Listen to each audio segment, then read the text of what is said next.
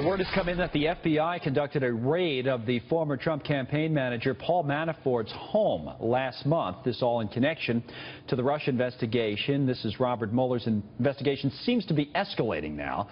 And President Trump's legal team, though, say they're confident it all leads to nothing. We've heard that over and over again. From the Washington Examiner, chief political correspondent Byron York joins us now. And the Manafort raid is the latest piece of information here. What does it tell you? I mean, obviously, Mueller must have thought that there was, he wasn't telling them everything that he knew, right? Well, it's certainly a signal from Mueller to Manafort. I'm told that this was in the early morning hours of July 26th in the dark. There were at least a dozen FBI agents. They were armed. They had FBI windbreakers. We've all seen that kind of video in criminal investigations. So it was clearly a we're getting tough sort of message.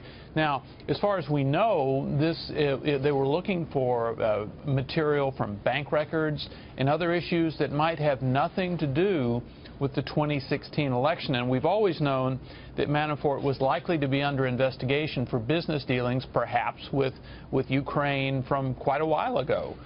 So this might be really unrelated to the 2016 election, right, even though it's the Mueller office doing it. Yeah, what is the, so the special counsel has the, well, we've heard about the potential for the latitude when it comes to the president, where, the phrase has been follow the money, and that somehow this investigation is or already has taken that course where they're looking at President Trump's financial records. But I guess when it comes to a Mike Flynn or a Paul Manafort, it could go in that direction as well, right? If something comes up in the course of the investigation about either, say Manafort, they could follow it, right? They could follow it.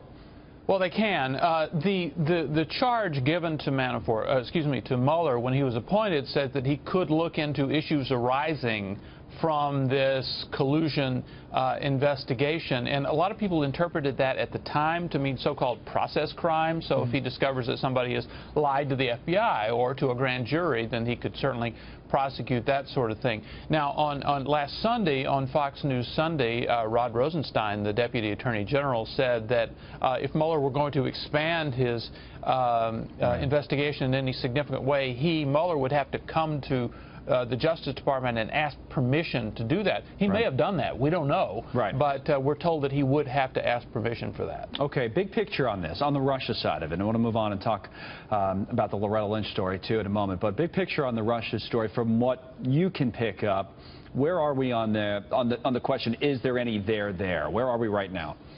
Well, if you're talking about collusion, there's not a whole lot there. We have this June 9th, 2016 meeting with Donald Trump Jr. and Manafort and others. And is that evidence of Russian collusion? Obviously, the president's critics say that it is, but a lot of people looking at this legally think, well, gee, there's nothing there that you could actually charge anybody for.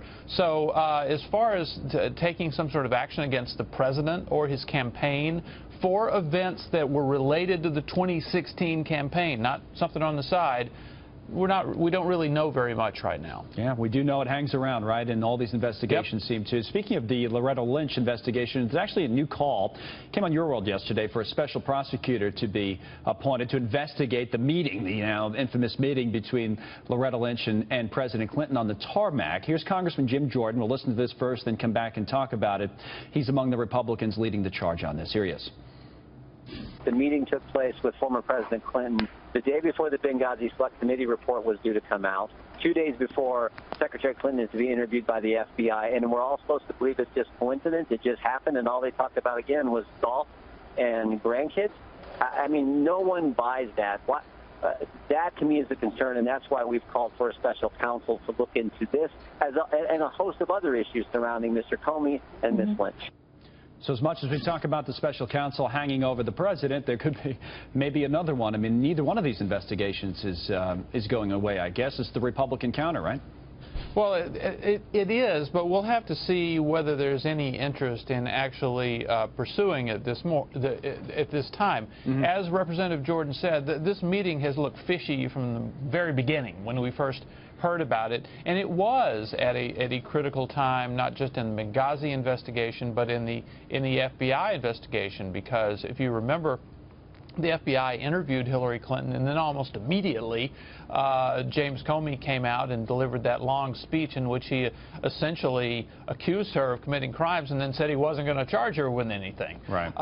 So there were some funky things going on at that time, and Republicans want to learn more about it. But politically, you have to think people are looking at this and saying, look, that's over. Hillary Clinton lost. If she were president right now, perhaps different story. Republicans would be pursuing that, but maybe not under these circumstances. Byron York, thanks as always. We appreciate it. Thank you.